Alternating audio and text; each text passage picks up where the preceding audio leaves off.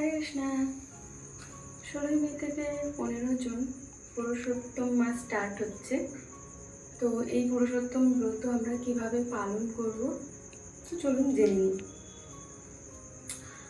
যারা আমরা ভক্তরা রয়েছি, তো আমরা পুরুষোত্তম ব্রত স্টার্ট হচ্ছে 16 মে থেকে। আমরা 15 তারিখ রাত্রিবেলা ভগবানের কাছে সংকল্প নিতে পারি যাতে আমরা পুরুষোত্তম ব্রতটা ভালোভাবে পালন করতে পারি, কোনো প্রবলেম না হয়। আমরা যাতে এই মাসটাতে অ্যাটলিস্ট বেশি বেশি ভগবানের সেবা করতে পারি। তাছাড়াও আমরা যাতে রাগ হিংসা একটু কম করি, এগুলো আমাদের ভগবানের কাছে কৃপা প্রার্থনা চাও যাতে আমরা ভালোভাবে করতে পারি।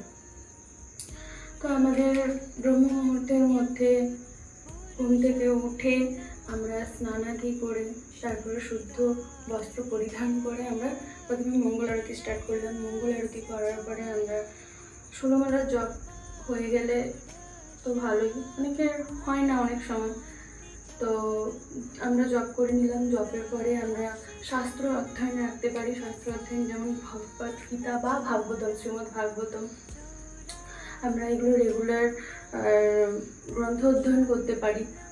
তাছাড়াও ভগবানকে ভোগ নিবেদন আর ভগবানকে দিক দেখানো। আর এখানে এই পুরুষোত্তম মাসে 33 সংখ্যাটা বিশেষ উপযোগী। যেমন ধরুন, ভগবানকে 33 রকমের ফুল নিবেদন করা, ভোগের মধ্যে 33 রকমের আইটেমস নিবেদন করা, তারপরে 33 বার প্রণাম করা ভগবানকে, 33 বার মন্দির পরিক্রমা করা। আমরা জপের মধ্যে 16 মালা জপ তো করছি আমরা, তার সঙ্গে আমরা 33 এই মাসটা করতে পারি। যে যদি সম্ভব হয় তো প্রত্যেক দিনই করতে পারি পুরুষোত্তম মাস, না হলেও কোনো একটা স্পেশাল দিন আমরা ভেবে তো সেটা আমরা করতে পারি। তো এইভাবে আমরা পুরুষোত্তম ব্রত পালন করতে পারি।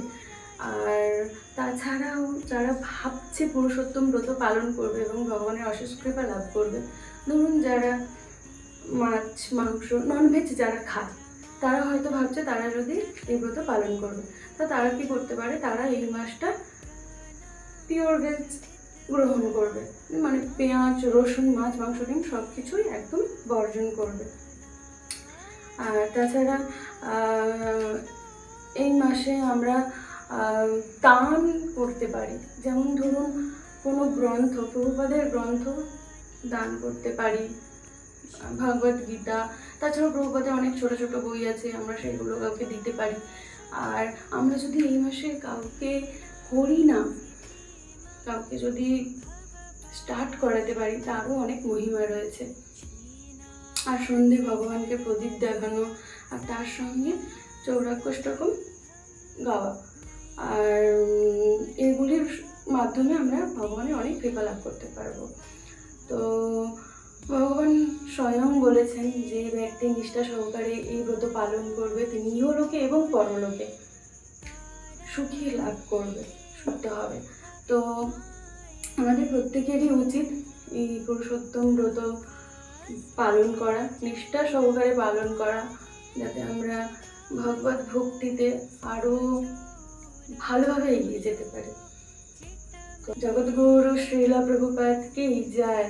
নিতাই গৌর সীতানাথ প্রমানন্দে। হরি হরি বল।